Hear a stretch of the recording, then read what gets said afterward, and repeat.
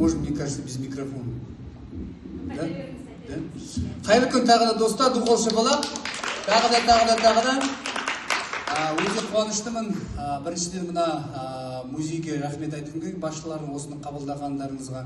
Екіншіден мына Global Groupқа, университеттің студенттеріне, университеттің басшыларына дұғол шапалақ айтқым келеді. Және де жеке осыны пайдаланушылардың бірі болғандықтан жалпы мүгедектігі бар азамат ретінде, көз жанарынан мүгедектігі бар ретінде алғысын айтқым келеді. Және де Қазақстан Республикасының мәжіліс депутаты ретінде сіздерге шын жүректен алғысын айтып бас дегім келеді. Рахмет.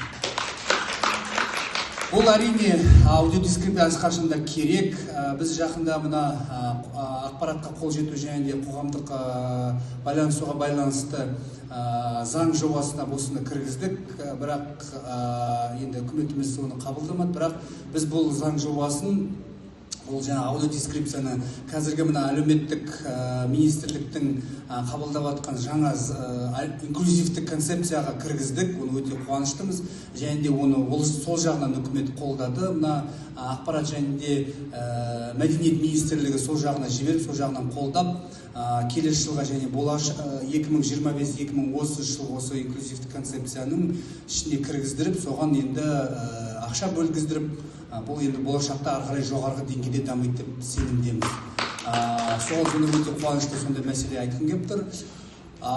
Хочу поблагодарить всех, кто действительно делает и сделал для людей с нарушением зрения. Не только сегодня, конечно, говорится о доступности картин, да, и других вещей. Сегодня вот будет презентация 19 аудиокартин. Это вообще круто. Хочу действительно поблагодарить лично от себя, как пользователь таких вот услуг, как человек незрячий, который посетил действительно полмира и считает, что это не то, что считает, я думаю, что это нужно для Казахстана. Вот, и хочу искренне поблагодарить Global Group, университет и руководство музея. И хочу от себя лично и как депутат Мажилиса поблагодарить и вам мой поклон.